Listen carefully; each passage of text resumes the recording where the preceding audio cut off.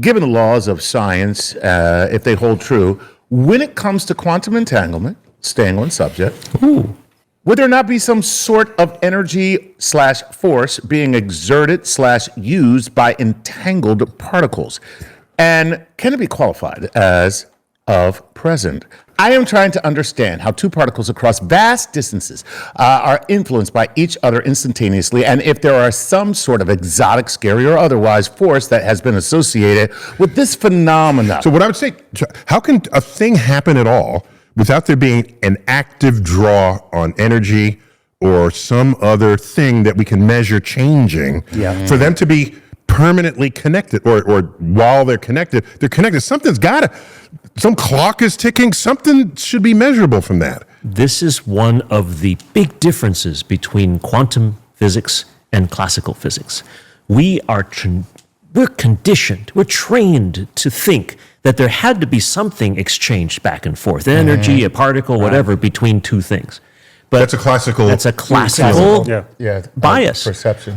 Quantum entanglement, again, as we said earlier, is still not completely well understood. In fact, we don't even know if it's a special thing or if it happens all the time and we just never notice it. We understand that it happens, and we can measure that it happens. Right. So what you're saying is we don't understand why. Yes. But you know what? Before we go that's a very important distinction. Before we go any further, before the why and all that, somebody ought to tell somebody who might just be joining us, what is quantum entanglement? Because this person, just because you don't know, don't assume everyone else in our audience doesn't know.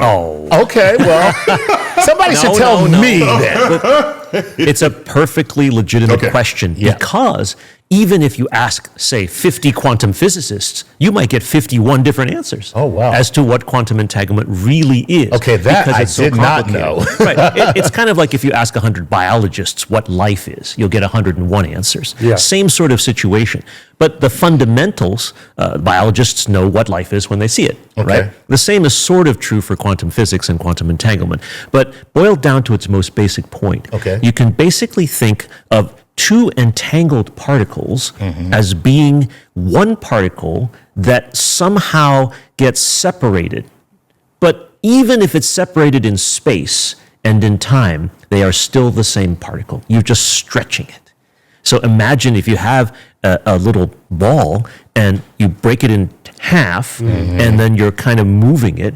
It's kind of like this quantum taffy or caramel almost that continues to connect them even though there could be a huge amount of space or time between those two parts. That's a quantum thing that you're describing. That's right. Not a classical thing. That's right. Because classically, there's nothing between them. Yes. But I'm speaking like with a classical brain to say and that. we all do that. It's very, very hard for us, even those of us who have done a lot of work in quantum physics. And just to be clear, to think these that two way. particles, I like the way you're saying it's the same particle, but they have slightly different properties that complement each other. Gotcha. To make the whole particle. Right? So they have, very well each said. side took out some features of that same particle. So is this like the twins, where if you slap one on the butt, the other one goes, ow?